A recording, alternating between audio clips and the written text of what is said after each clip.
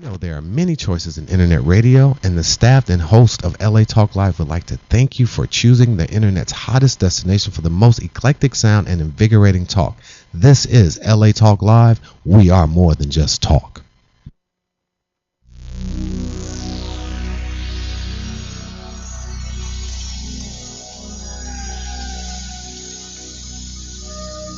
Today is my day. Welcome, everybody. This is Susan Levin at Talk Up Your Biz, Speak Your Way to More Profits. And we're at LA Talk Live, and my co-host is Jean-Noel Bassior. And we are more than just talk, and we're happy that you're with us today. The first thing that we wanted to say is we send out our condolences and our prayers to our folks in Boston who are at the Boston Marathon and to all the families that are involved in that. So we're sending our prayers and our love to them. So thank you very much, and we're thinking of them. Jean-Noel, what's been going on this week? Well, this past week. Now here it is Monday again. It rolls around so quickly. Well, you know me, I want to peg this to something we were going to talk about. So you found that story from Joan Stewart's blog, right? From the Publicity Hound, yes. Right. And she was talking to speakers and writers about what to pitch this time of year. And one of the things was spring cleaning. And she was saying, like, this is a great time for professional organizers to do a pitch, right? Yeah. So it just happens that I had this terrifying experience this weekend of having a professional organizer come that I'm doing a trade with. And in fact, she'll be a guest on the upcoming show, The Book Beat, in a few weeks. But I was scared because she was going to really help me get rid of some things that I could not get rid of myself, you know. And it's amazing how it helps when somebody just rolls in there, rolls up their sleeves and like gets in there with you, and you go like, how come I couldn't let go of those books like 3 years ago or 20 years ago or whatever? I think it's something like permission granted. You need somebody to say, yeah, you don't need that anymore. Or do you need that anymore? And then you have why to think do you about need that anymore? Yeah. You know. Yeah. So, yeah, it really helped. And, of course, if you are a professional organizer, because this show is all about how to get out there and speak about what you do. So spring cleaning is hot right now. If you're a professional organizer, what other things are there that... Well, one of the examples in Joan's blog, and this was sent in by one of her readers, she was giving suggestions, because when you're pitching the media, you have to look for holidays or something that's significant or story angles. And she was talking about pitching for spring topics to the media. And she was saying, well, maybe when's the best or worst time to buy a lawnmower? There are so many options. What's the best size of your turf? Or taxes. Oh, yeah, today is tax day. I hope everybody took care of their taxes. So if you're a home improvement person or a handyman, and I mean, you can go out there and speak too. You can become the expert in your field. And people are wondering, should I buy a lawnmower now, or should I wait till, fall, or when should I buy it? So what is your expertise? This is what the show is about, as Jean-Noel said. And how can you peg it to the media? Whether it's local media, whether it's a blog, whether it's for a magazine, online or offline. And I want to say something about that, because it used to be, not so long ago, that right now you would be thinking about Christmas. If you were somebody that was pitching a story to a magazine, you would just be starting to think about Thanksgiving and Christmas, because the national magazines work about 6 months in advance. If they're weekly, they may work 3 months in advance. But now that magazines, print versions are kind of dying and everything is online, your lead time, that's called the lead time for your story, is shrinking. So it's possible that you actually could pitch a spring idea now to an online magazine or to bloggers, right? But just keep in mind, for print magazines, the glossy things that are still on the newsstand, may they last another year or two longer, I'm hoping. Your lead time is usually about 6 months and sometimes longer. There are magazines that are online that are springing up all over the place, where if you use hashtags on Twitter, they actually pick up your Twitter feed. It's called PAPER2. And I'm in several of them that I get picked up in a career one. I see it in a speaking one that David Newman puts out, and it comes out daily. It's pretty overwhelming. But every time I see that I'm mentioned in it, and sometimes they pick up a video if I tweeted about it, or they'll pick up a class like Market Yourself as a Speaker, or they've even picked up LA Talk Live because we're always tweeting about that and our guests. Mm-hmm. So look those up. And next time when we talk, I'm going to bring that resource with me for those of you who are interested. But remember, when you're tweeting, just add the hashtag for your area of expertise. For me, it's always about hashtag speaking, speakers, or authors, or small biz, and they do get picked up because, and you don't even have to do anything to be on the, to send out anything. You just have to be tweeting. That's you were surprised. You were surprised when you first discovered. And I was thinking that there's just so much information. I mean, people are starting to organize it now. There's so many tweets that it gets aggregated. Yeah, that's what happens. Exactly. The search engines go out and they just pick up all the hashtags. So that's a nice little saucy secret there for you. Last week on Thursday, I went to Tasty Words, and we had Wendy Hammers, who's the producer of that show. It's about storytelling, and this is the third time that I've been to it. And she has a different topic each time, and it's at the Santa Monica Playhouse. And last week it was Random Acts of Kindness, and she invites different people who are writers who are pretty well known, people who have written for Sex and the City or who are actors and actresses. This time there was a gentleman who was on Glee, and I didn't even recognize him because Glee's one of my shows, and I asked him what part he played. And the pieces that they read are either from their book or stories that they've written, and you laugh and you cry and you're so inspired. Some of them were, read them really fast, and other people just knew when to stop and listen to the laughter and then be able to go on. I took a gang of girlfriends with me, and we just had such a good time. And then I had the pleasure of going out afterwards with Wendy and her husband and our friend Deborah Kagan, who you saw on the show, and her boyfriend and my friends and some of the other people. And it was such a blast. And I said to my girlfriends as we were at this very noisy Mexican restaurant upstairs, barely able to hear anything, I said, I have a secret desire to tell a story, to write a story. And Jean-Noel knows this. I say I'm not a writer, but something came out, and they said, well, you should do it. So I went over to Wendy to congratulate her for the show, and I said, Wendy, I have a secret desire to tell a story and to be up there.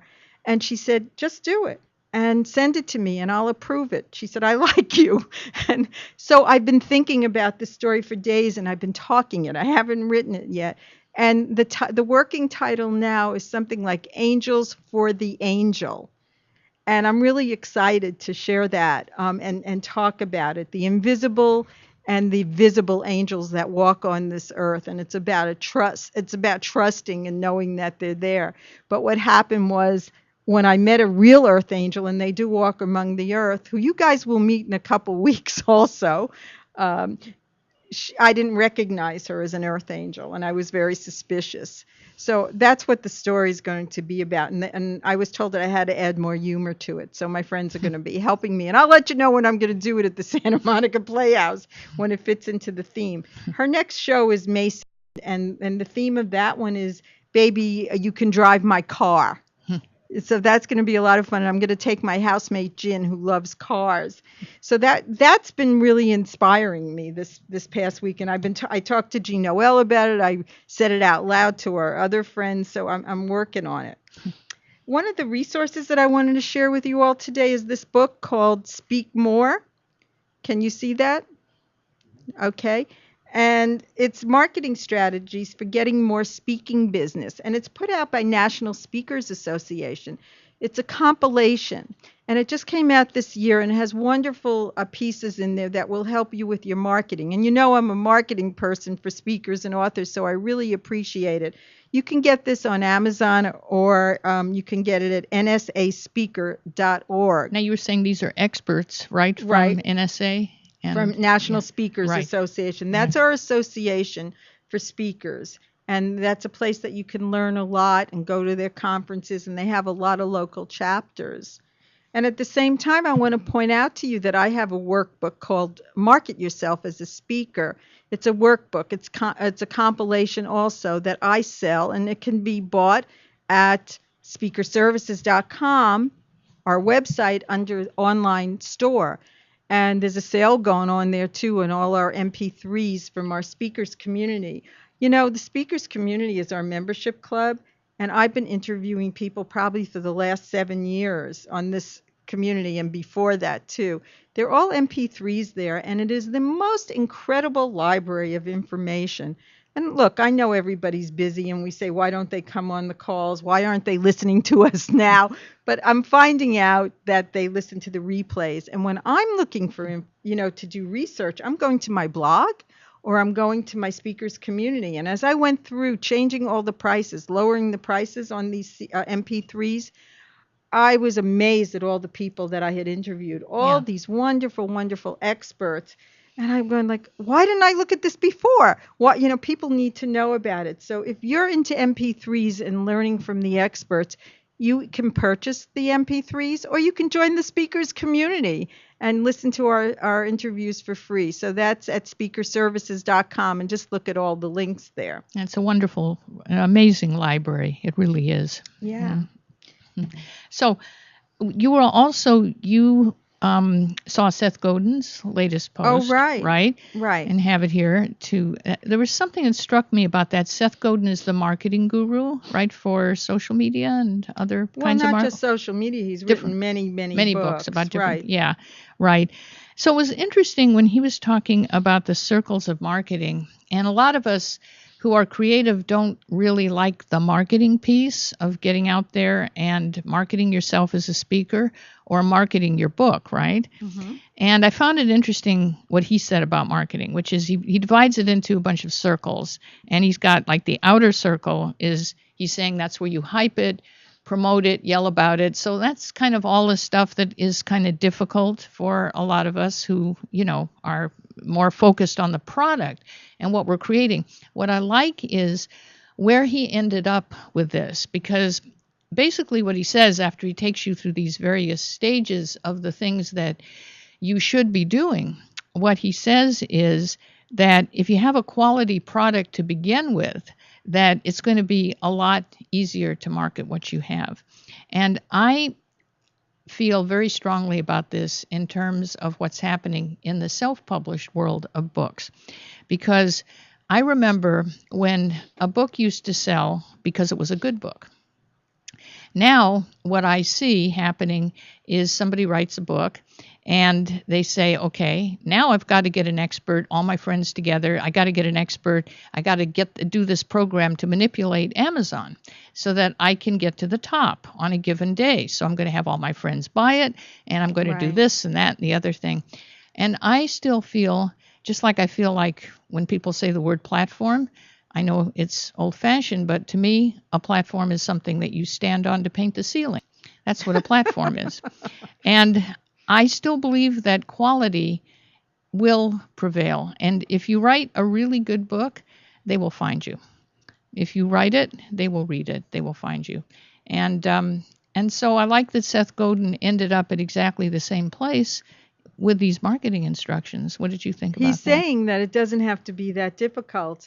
You can skip these other circles, because what he actually says at the end, he said it's the innermost circle is the product of service that's itself. The product. Yeah, that's what you were saying. Exactly. And when the thing you sell has communication built in, when it is remarkable and worth talking about, when it changes the game marketing, seems a lot easier.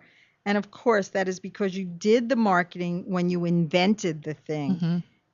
Saving you the expense and trouble of instead of yelling about it. And that's what we see all the time. People are yelling, buy my book, buy 25 books, and then we'll give you this and that and the other thing. And that's what we're always talking about. It's it's not false advertising, but it's pushing things to the top to become number one. And it may not be the best book in the world. Right? Right. I mean, I guess what we're saying is always focus on quality, Yeah. even though there's so many new things you can do. I mean, you can go to a coach, and it's true, you can get 10,000 Twitter followers, overnight. I had a client who got something like 50,000 Twitter followers in 6 months. So there are all these new tools out there, and it's exploding now, with things that we didn't used to be able to do. But I'm just saying that let's not lose track of quality, because I think that the bottom line is, and this I've seen in the clients that I've had, I have had clients who came to me because they wanted to get their book published in mainstream. And they had a self-published version, which was not that great many times. And they had manipulated Amazon, and they had got to the top. And then when I checked them out on Amazon, their book has fallen like a rock. So it's like number 5 million. And there it's stuck. So I've seen this over and over again. And so when I saw Seth Godin's, piece on marketing, I thought that's where he's ending up. And so if you have a product, for example, or a concept that you want to go out and speak about, that's where the research comes in the early stages, and tweak it at that stage as much as possible. And talking about books, we've been mentioning this the last couple weeks. We have another show coming up starting May 6th called The Book Beat, which Speaker Services, that's me, Susan Levin, is producing, and Jean-Noel is doing the interviews. And let's say who's going to be on the show on May 6th. Yeah, the first show, we have 2 really interesting guests, and we're always going to add a guest expert so that if you're writing your own book, you can find out how to publish it, whether it's an ebook, whether you want to self-publish, whether you want to go mainstream. Market it. Yeah, and then how to market it as well. Mm-hmm. So on the first show, we're going to have Susan Goodson on, and she has written a book about raising addict children. She has 3 children who are addicts. And as a mom, she had to figure out what was going on and how to deal with it, and then get the courage to go out there and talk about this. So that's the first guest. And Janine Macklin will be on as well. Mm-hmm. And she has written a book, a self-help book that's very metaphysical in nature. And it's called Let's Get You Happy First. Right. It's about happiness. Right. Yes. Yes. And like our guest today. Like our guest today. And let's talk about our guest today. Yeah. Lisa Cypres Kamen is going to be joining us after the break. And today is a tough day because there's tragedy in the national news, on the national stage. And yet we have a guest who's dealing with happiness. And Lisa said before the show, let's talk about resiliency, and let's talk about how to deal with things like this and how you can be resilient in the face of tragedies like this. Right. And Lisa also works with the military returning veterans. Right. And she's done, amazing work and does TEDx events as well, which she'll share with us, because before she told me about a TEDx event this weekend in Malibu. So we want to find out about that if anybody else would like to come who are local. So we're looking forward to talking to Lisa. And then later on, we'll be speaking to Laurel Kaufman, who's Elevate My Brand. That's her business. And she'll be calling in by phone, and we'll have an interesting conversation with her. So I think we're going to break very soon. We're not hearing the music right now. Oh, it's very low. Okay. Here it is. So stay with us, because I want to find out how to raise my H factor. I think I've got the other factors raised pretty high, but the H factor, I'm not sure of what's happening with that one. So Lisa's going to tell us after the break how to do that. So stay tuned. This is Talk of Your Biz on LA Talk Live, where we're more than just talk. We'll see you after the break.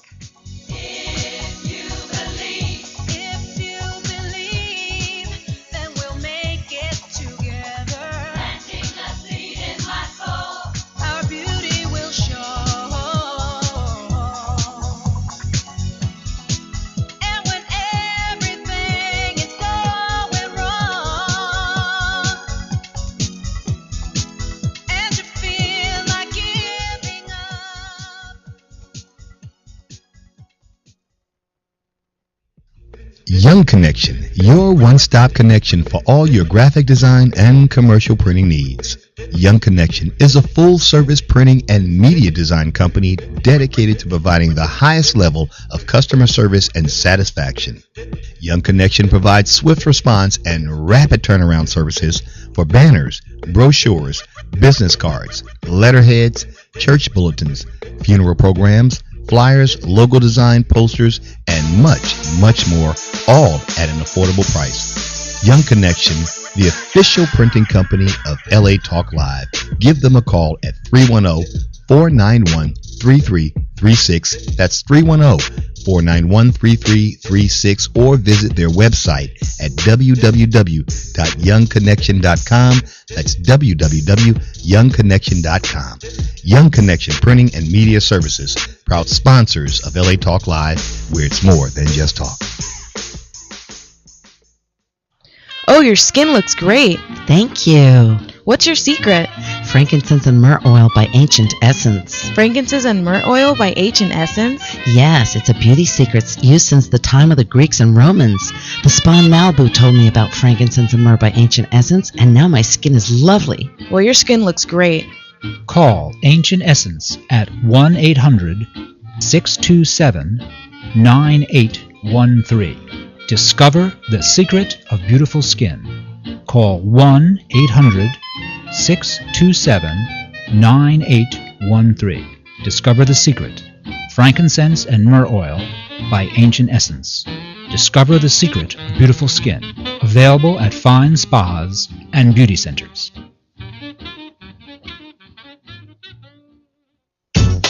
Hi, this is Elena, inviting you to join me every Wednesday at noon for Elena's Beauty Talk and more, exclusively on LA Talk Live.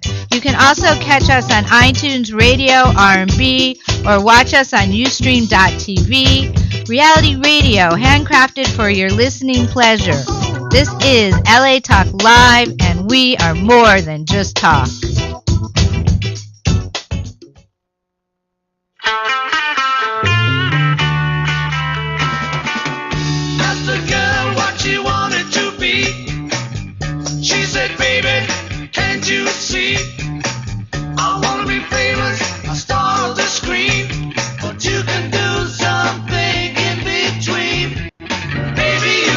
Welcome back to Talk Up Your Biz, Speak Your Way to More Profits. I'm Jean-Noel Bassior here with my co-host Susan Levin. And we have in studio today a special guest. It's Lisa Cypres Kamen. And she is an expert in happiness. And yet today is a tragic day because of what happened at the Boston Marathon. Several explosions going off, many people injured, and 2 dead at last report.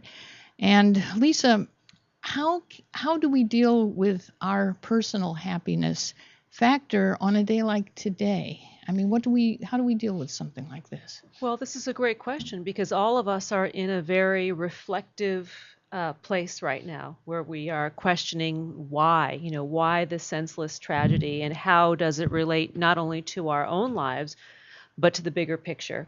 And what I like to coach people in when they're going through something like this, something that's tragic, is how do we make meaning out of something like this when it happens? We all go through the emotions and the grief that accompanies something like this. But in order to come out the other side, it's really about making meaning. And I know that sounds very trite, but bad things happen to good people every day. And those who are most resilient and who report elevated H factors or the ability to reclaim happiness after tragedy are the ones that are able to make sense and meaning, to transform or transcend that trauma to something that is positive and a growth experience. And you work with veterans, right? I do. I work with veterans that have combat trauma and their loved ones. So I do see this all the time, unfortunately. As I was driving here today, I was feeling very guilty, and I was having guilt feelings. I was feeling like, should I be doing the show today? Should I be talking about it? Are we safe? I was having all those things going through my mind, and I knew that we were going to talk about it here today. And it reminded me of the earthquake that we suffered, in 1994 in LA. That was so scary, and it really upset me, and people got hurt and died from it also. And how I felt afterwards, because we were right in the middle of it. Were you here then? I was, and it is the uncertainty of the world as we know it no longer being true in this moment. Safe and then true. Everything that we thought was the way it should be has been disrupted by a force of nature, or a force of terrorism in this case, or speculative terrorism, I should say, because nothing's been proven yet. And I do think it's important that we go out and carry on in spite of these horrific things that happen. And I too had pause. I thought, I have 2 teenage kids. I'm going to get in the car. I'm going to come here. I'm feeling awfully uncertain myself. Someone very close to me, a loved one, is in Boston. He's fine. He's outside of the city. But I thought, what? Making meaning and making the gifts that I have to go out in the world in a positive way and show them in action is one of the ways that I can deal with my own anxiety. And that is all about raising the H factor. So what is the H factor? The H factor is your happiness factor. And how do we elevate it in times of distress? Right. And sometimes it's not possible. Sometimes when bad things happen, we just need to be with those bad feelings, be with those negative emotions or painful emotions, and allow nature to take its course and allow us to heal with time. And if we're not doing well with that happening on its own, how can we jumpstart that healing process to get us to our happy place again? Well, it seems like since you deal with combat veterans, you must have a lot of tools and techniques and things that would apply in this kind of situation, right? Indeed, and these are some very simple interventions, and I'd love to offer a couple here because they may be of use to the audience today. First of all, there's this sense of gratitude. When we are in that uncertain, frightened, scared, negative place, one of the things that we can dial into immediately is gratitude, to find what we are thankful for, the good things that are in our lives, our loved ones, connection to one another, being able to show up here and be together and talk about this. I find incredibly soothing. So it's small things like that.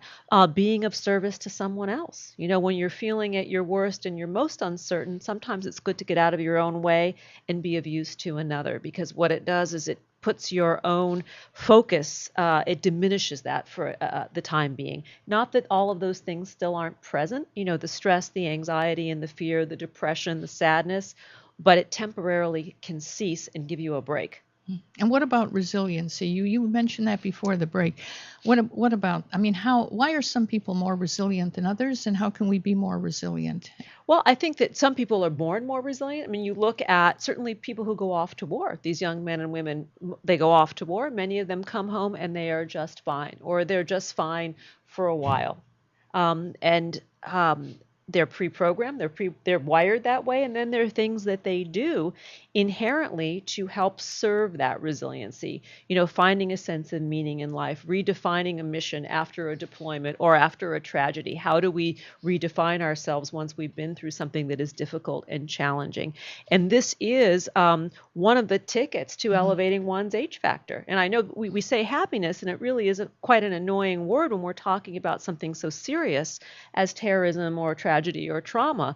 But the deeper meaning of that is well-being, a sense of peace, contentment, equanimity, a sustainable well-being, authenticity. These are flourishing, thriving. These are several of the words that really are synonymous with true happiness. Go ahead. Sorry. So one of the things that you talk about is you saying that that happiness is an inside job. Yes. What do you mean by that? Well, what I love to share with people is that the real secret of happiness is that it is an inside job. It comes down to how we choose to view the world. Is it a hospitable place in spite of these tragedies that go on, or is it an inhospitable and scary place? So that comes from choice, and choice and free will is something that we have available to us. Right. virtually at any time, even when we are in the most horrific of circumstances. And we have a mutual friend, Mary, who works with Viktor Frankl's grandson. And she'll be on the show next week. Yes, well, and Mary Simaluka, talking about logotherapy and Viktor Frankl and his sort of watershed book about man's search for meaning. That the one thing that can never be destroyed, regardless of any of our circumstances, is the human spirit. And that's something, and he coming out of concentration camps where he witnessed, horrendous death and destruction, he really chose to see the glass as half full. And that comes down to attitude.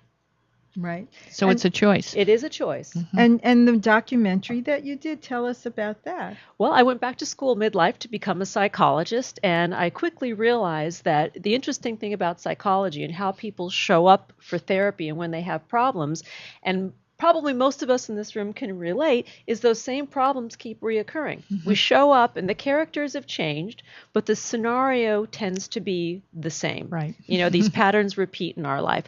So I thought, I probably am not the best clinical psychologist. How can I use my gifts and what I want to do in the world to help heal and help people find the best of themselves, which is really what we're talking about. So I made a film about human happiness, I like to call it.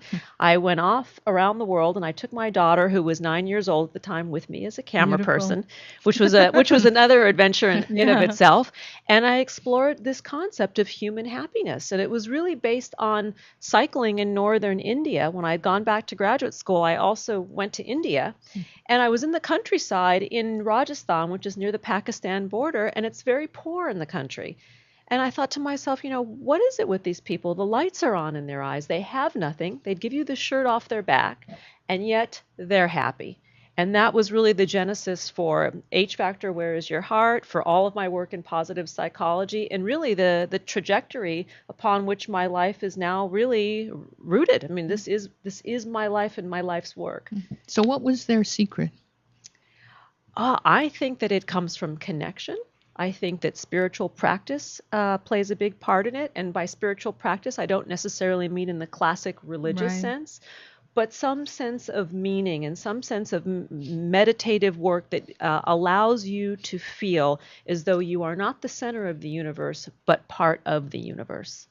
And your book, which we're showing right here. Yes, Are We Happy Yet? Does that give us techniques? It does give us very simple techniques. In fact, the book was written not to be a scholastic or academic tome. It was really written for everyday people to access very simple tools and intervention to find joy on a daily basis, even when life is not always joyful. Right, and they have a choice. When you get up in the morning, it's a choice. Yes. I did it this morning because I haven't been feeling 100%. And this morning I woke up and I said, this is a good day. This is going to be a good day. And some mornings I don't feel that way, even though I say it. But today I felt it, and it's been a good day.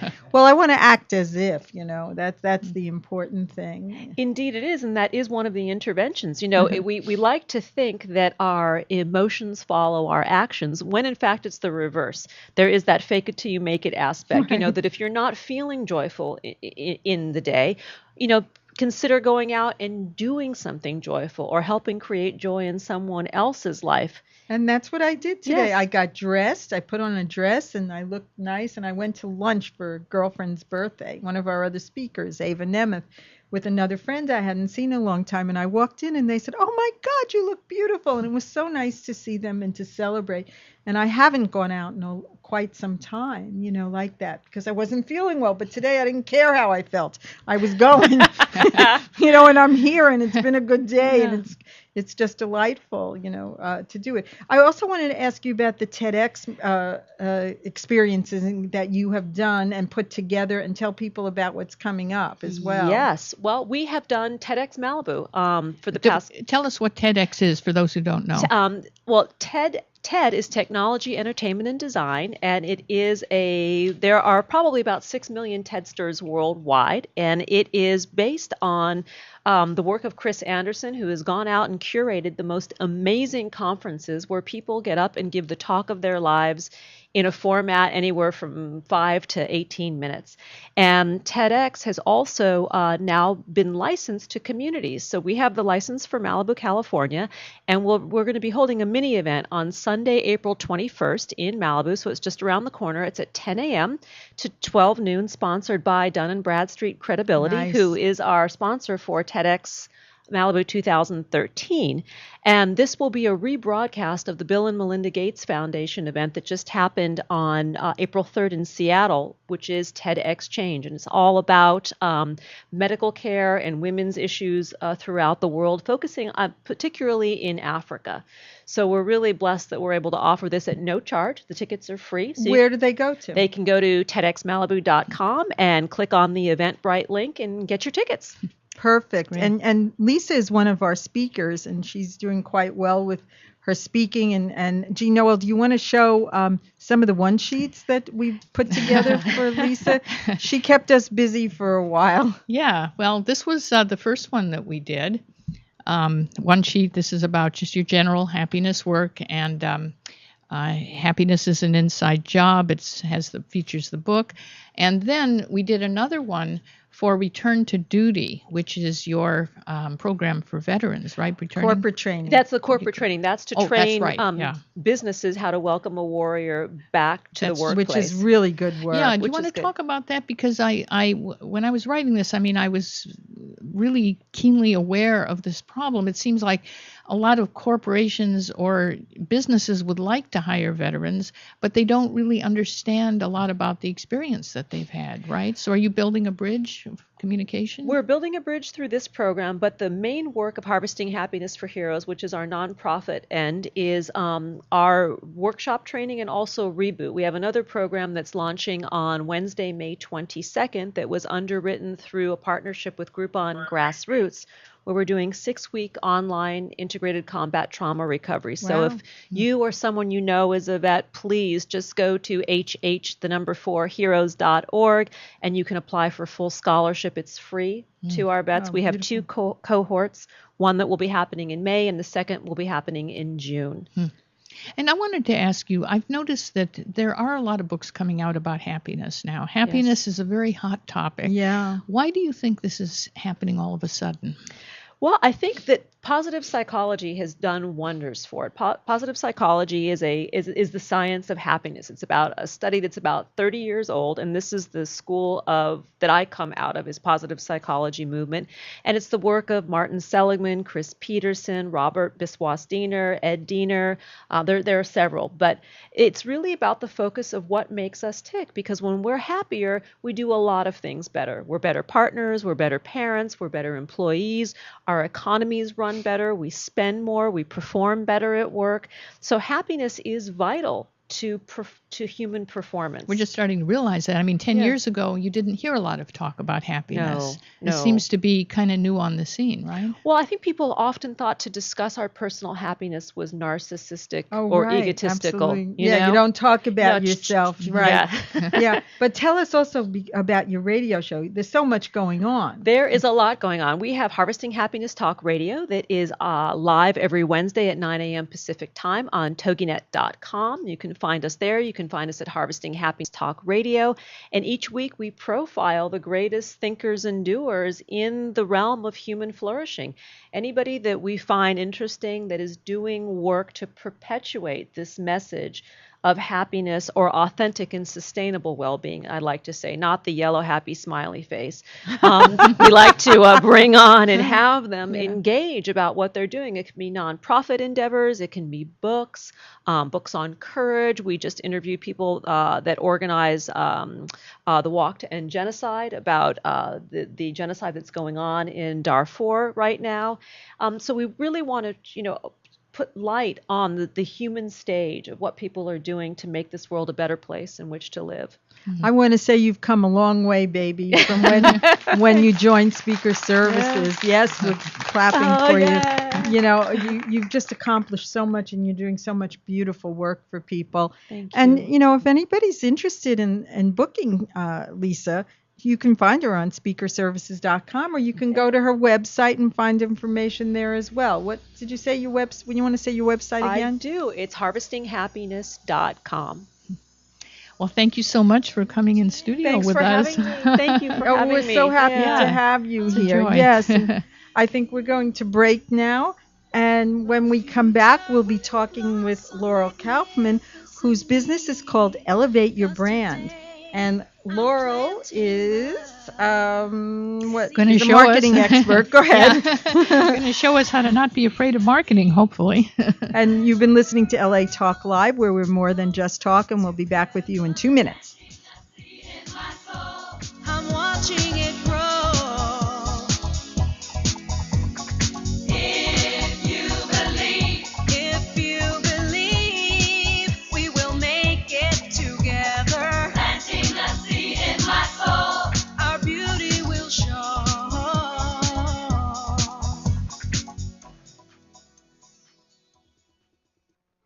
You suffer from degenerative diseases such as high blood pressure, diabetes, fibroid tumor, high cholesterol, genital herpes, or a plethora of other diseases that rob you of a quality life. If so, then visit the website of herbalist Tahuti Ma'atra at dhealthstore.com and open the door to natural healing at an affordable price. dhealthstore.com has over 1,800 products created by herbalist Tahuti Ma'atra, specifically designed to help you heal the natural and safe way. At dhealthstore.com, you'll find everything from herbal formulas and cleanses, such as Tahuti's famous Full Body Detox, as well as herbal teas, extracts, natural body butters, lotions, creams, children's product, hair care product, and of course, sexual enhancement products for both men and women. So visit the website of Tahuti Ma'atra, dhealthstore.com, or call toll free at 1-888-823-9416, dhealthstore.com.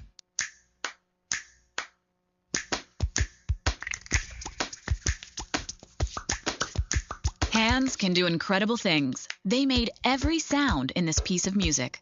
But nothing compares to using them to help save a life. If an adult suddenly collapses, call 911, then push hard and fast in the center of their chest until help arrives. It's called Hands-Only CPR, and it's recommended by the American Heart Association. Visit handsonlycpr.org today. A message from the American Heart Association and the Ad Council. Hi, this is Susie Pruden. And yes, you've seen me on Oprah, Good Morning America, and The Today Show. And I'm inviting you to join me every Monday from 3 to 4 for my new show, Mastermind Live. Join us as we introduce you to the new thought leaders of the world who will inspire you, support you, and guide you to your next level. So don't forget to tune into Mastermind Live exclusively on latalklive.com. You can also catch us on iTunes Radio R&B or watch us on Ustream TV. Reality radio handcrafted for your listening pleasure. This is LA Talk Live, and we are more than just talk.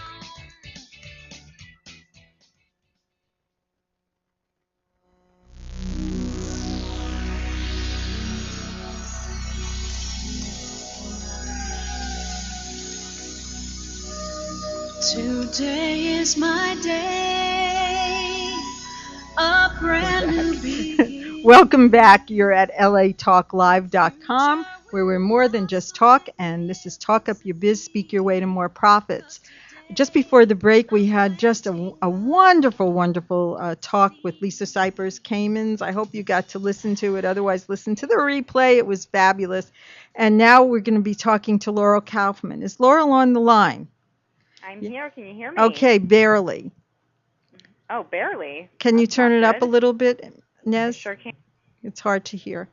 I'm up all the way. That's Can you hear good. me? Okay, great. Hi, Laurel. We're glad to have you with us. Hi, Laurel. We were looking to see you in person. I'm glad that you found me before I left for the studio. Laurel is a marketing. I couldn't make it. I know, honey, but you're here now, so that's good, and your picture's up on the screen too. Laurel is a marketing expert, and her company is called ElevateYourBrand.com. And if you're struggling to take your business to the next level, marketing expert Laurel Kaufman has the proven marketing methods you need to elevate your brand, attract new customers, and increase your visibility. Why don't you give us a little bit of background how you got started in this business? I know that you've come from various industries. Absolutely. Well, I am a reformed attorney, so That's don't right. hold that against me. A recovering attorney? Yeah. But you So use it. Sorry? But you use so my it in your background is business. business legal, and I came from the corporate world, which actually has been a great asset to a lot of my clients, but the MBA was with an emphasis in marketing. And as I started to work in the legal field, I realized that I much preferred working with creative companies and businesses and helping them to reach more profits through marketing. So I started working in the food and beverage industry and then fell into retail and kind of never looked back. Now, you say that your specialty is kind of taking a company to the next level, right? Absolutely. So how, what do you find? Like, what's the biggest problem that people come to you with? Like, are they small businesses that want to have a bigger presence online, or are people having difficulty just marketing their products? What are you seeing out there? It's a mix of everything. Yeah, it's a mix of everything. We work with some small businesses. We work with some really big businesses. I mean, our largest clients are in the several hundred million revenue annually. So I think what I would say the biggest missing piece is that there's no marketing planning. Usually, especially in an economy that has taken a downturn, marketing is the very first thing to go, marketing and advertising, I would say. And so the piece that is usually missing is the spend on marketing. And marketing has so many different concepts underneath this large umbrella. I always like to liken it to an umbrella, underneath which are, research, target market, social media, live events, corporate sponsorship, kind of all of those pieces of the marketing pie. And what we have found is that clients come to us and they are really angry or really upset that they've spent all this money in one particular area and not seen results. Mm-hmm. And so what we typically have to do is kind of take a step back and look at it from a more holistic approach. What did they spend their money on? Was that a wise spend based on their industry? What were the trends happening at the time? And then we create what we like to call a full circle marketing campaign that takes money and really allocates it in smart ways and in measurable ways. That's the other big piece I'd say is missing, is the metrics piece. People don't measure their marketing in the ways that they should. So what should they be doing? What should they be doing in terms of their marketing? Yeah, in that measuring process. Is there something that a lot of companies miss, or? Well, I think the first step is what we call marketing math. The first step is really determining how much they should be spending on their marketing in general, right? So that's always the number one question that we get is, well, I'd love to spend on marketing, but I have no idea how much I should be spending. That's the part that people really hate to do, isn't it, Laurel? Is it sort of like they don't want to sit down, right? Yeah, is that what you find? Money is always the challenging question. It just always is, no matter what industry you're in. And a lot of times people don't know the difference between marketing and advertising and sponsorship. Very also. True.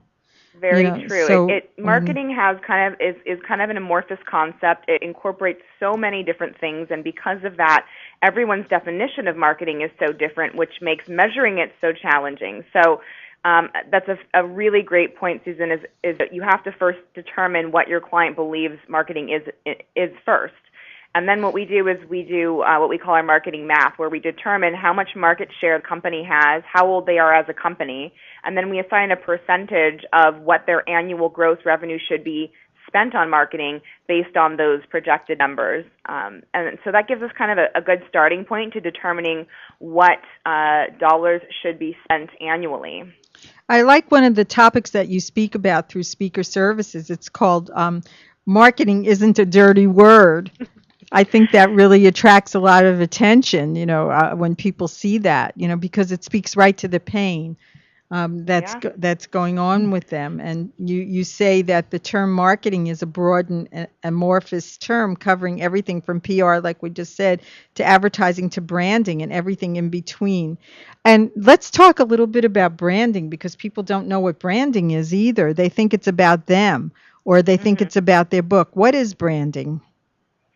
Well, branding is usually the visual aspects of the company. So whether that's a logo, whether that is a treatment on a name. So, for example, Nike doesn't actually have a logo aside from the swoop. If it just stands alone, that's considered a name treatment or a lettering treatment. And I have to say, I found out, Laurel, do you know how much the artist was paid for that Nike I know swoop. that. I heard that Did story. you hear? Isn't that terrible? Yeah. How much? $30.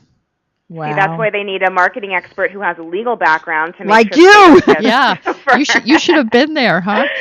Well, Bert, you better tell people how they can find you right now. I'm serious. Absolutely. You can find me at elevatemybrand.com or Laurel at elevatemybrand.com if you want to get directly through to me. So that's how you can find me. But more to the branding question, Susan, branding is really about the message that you're trying to convey to your core target audience. And so what you said really rings true is as brands, we get so tied and we're so nose down in the company that we're creating that we generally create our logo or our brand based on what we want instead of going out there and asking our community and kind of crowdsourcing, if you will, since it's such a popular term these days. It is. What do they want? Talk to your target market and figure out what they respond to. If they see a logo, what adjectives arise in their mind? And does that reflect the brand that you are trying to create? So we have a really detailed branding worksheet that we do with a lot of our clients, and it seems so simple, but go out there and find logos that you like and describe why you like them. Go out there and find logos that you don't like and describe why you like them, and then do a comprehensive list, or as comprehensive as possible, of adjectives on how you want people to react when they see your logo. That's a really good place to start. So this show is about speaking your way to more business and talk up your biz and so on. And I think some of the people who are listening to the show are just starting out, and we're wanting to inspire them to talk up their biz. So do you feel that it's a good idea to be branded before you do anything else and step out? I missed the first part. To be a brand, you said? Do you think that people who are just starting out, start up businesses, and many of these people are listening to this show now, or they're starting a business, do you think that they should be branded first before they step out? That is a really good question, and I actually had this conversation with a little baby business that came to talk to me about branding, and what I said to them was this, get a concept of what you want the brand to speak for. And don't spend a ton of money on a graphic designer that's going to do a ton of different treatments. There's actually some really great low-cost tools out there, and I'll give the listeners a great tip. I don't know if you guys have heard of 99designs.com. I have. I have. What about Fiverr? Fiverr is good too. It's not as comprehensive, but that would be a good very baby starting point if you want just someone to kind of conceptualize a logo for you. Right, for $5.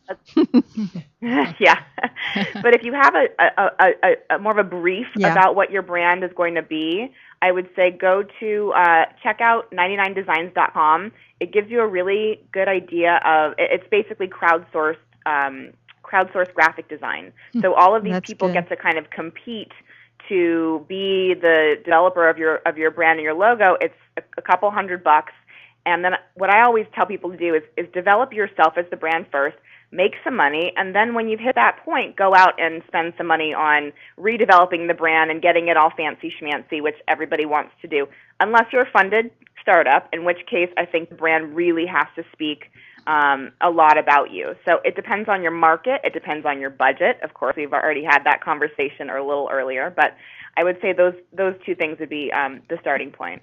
Now, I really like the name of another one of your talks, which is How to Make Other People Pay for Your Marketing. Now, fabulous? How do we do that? Is that sponsorship? That is sponsorship. Yeah, yes. We would be remiss not to talk about it today. No, we can talk about it. Yeah, I want to. One of the most exciting pieces of marketing, I would say, because it's one that people really don't understand very much. They struggle so consistently with trying to find sponsors and dollars. So one of the things we do is we put together big packages for sponsorship outreach, and we've brought in hundreds of thousands of dollars for individual clients and bigger brands alike. But what it is really, I guess the core concept is this. If you have a target market that you're trying to touch, there is absolutely zero chance that there is not a brand out there that is trying to touch that same exact market. So look for products that are ancillary and non-competitive to what it is that you do in the marketplace, and go talk to companies that are in that space. So if you're a small business and you're out there talking about marketing, you're talking to probably small to medium-sized businesses. Well, don't you think there are small to medium-sized banks out there that are trying to get in front of those kinds of that kind of an audience? Don't you think that there are payroll companies, consumer products? Create the different verticals that you think would be interesting, and then create what we call the wish list. And I think go back through your contacts, go through social media. I know, Susan, you're a huge proponent of social media, and reach out that way and see where you can make the connection. That's a really good suggestion because we're looking for sponsorship for this show. So that's very helpful. We've just got the sponsorship package, and we know that a lot of people listen to the show and the station, latalklive.com. And you're also an expert in how to create successful events, live events, right, Laurel? Yeah, we do a lot of big events. We do annual galas. Yep, sorry? Nothing. No, it would just go on. Nothing. Actually, I'll ask you a question about that. With all the online possibilities now of webinars and GoToMeeting and all the ways that you can have a virtual event, do you think people are still creating as many live events as they used to? That's a good question. That is a good question. I think it depends on the industry. I think for fundraising purposes, obviously there's a lot of crowdsourced platforms out there that are allowing us to do things like virtual concerts. We just did one for the Fender Music Foundation, which was a client of ours. So that was a really fun online way to raise revenue. But I do still believe, as much as social media is absolutely here to stay and a fantastic way to generate interest and revenue and press and whatever your goals are, people still genuinely want to interact with people on a real level. So I think that that's the reason live events are still prevalent, and I think it's just a matter of weeding out the good ones from the bad and finding your people. As in any case, finding your people is really important. It's very difficult to get a live event going sometimes, isn't it? I know that Susan, you've talked about that quite a bit. But Laurel helps them with sponsorship also. See, that's the difference. Is that the key? I would say, wouldn't you say so, Laurel? And they have a budget. Yeah, I think having a budget helps for sure. And it's the old adage, it takes money to make money. If you are out there and you want to produce a large scale event, or even if you want to start doing smaller networking events, it's a build. You can't expect, unless you're going to spend a lot of money up front and expect not to make that revenue back for a year or two while you're driving brand equity and awareness around the brand or the event. Start small and start building it kind of organically using social media and the like. But the biggest and best way to grow a live event fast is by bringing on sponsors and cross-promoting through their platforms. And I would say bringing on a nonprofit. So if you're a for-profit company and you want recognition and you want to build a networking group or a speaker series or whatever, sponsoring a nonprofit as a part of that, first of all, it's a fantastic way of giving back to your community, which I highly believe in. But it also allows you to tap into a localized network of people who will listen to you. So if you have a small database of a couple hundred people, but you tie into sponsorship from Nestle and from Susan G. Kaufman and from a couple other big brands, the likelihood of your message amplifying and getting more butts in seats is enormous. That's great. That's a great suggestion. Let's do that. Yeah. So, Laurel, we just have about a minute left here. You're starting to go out and speak, or you have been speaking. How did you do that? What was your first step to get your message out there? How did I get into speaking? Yeah, because our show, Talk Up Your Biz, is about going out there and speaking. And just can you tell us quickly, how did you start? Sure. Well, Susan definitely helped me out a bit. I got on her on your platform, which was really great. But really, I've always been engaged in politics and local communities. I started building some really great networking events here in the LA market, so I made a bit of a name for myself and started speaking on panels as an expert. I think what I would suggest to the audience is just determine what area of expertise you want to focus on, and create a couple of small speeches around there, and then go out and start speaking for free, and just build that knowledge up, build that knowledge base, build the comfort level, because as we all know, our first time in front of an audience is absolutely terrifying. I got to kind of do it in front of judges at first, so I got full of hard knocks that way. But every audience is a little bit different. So I think it's going out there and practicing and making sure you know what it is that you're an expert in. It sounds like you actually created some of the events that you could speak at too, right? Yeah, that was easy. That made it kind of easy. Yeah, that's actually a good. That's fell into that's a it. good It's tip. perfect. Yeah, create your event. Yeah. Lots of great tips. If you build it, they will come, right? Exactly. Yeah, lots of great tips. Yeah. So thank you for being with us tonight. And we appreciate you being on the phone with us and giving us such wonderful tips. We've been listening to Laurel Kaufman from ElevateYourBrand.com. Please get a hold of her if you need help with your branding, with your marketing, or with your sponsorship. So we want to say thank you to our guests, Lisa Cypres, Kamen, and Laurel Kaufman. And next week we'll be talking to Mary Simaluka and Alex Vesely, they will join us. Mary is the CEO and founder of Noetic Films, and Alex is the director and filmmaker and licensed psychotherapist who made the award-winning documentary Victor and I in 2010. About his grandfather, Viktor Frankl, right. A very famous book. He was a survivor of the Holocaust, Viktor Frankl. And we'll be talking to Bruce Hodis, who's a business consultant and a former psychotherapist who will show us how to grow a powerful, profitable business in these changing times. So thanks so much for joining us today for Talk Up Your Biz, Speak Your Way to More Profits, here on LA Talk Live, where we are more than just talk.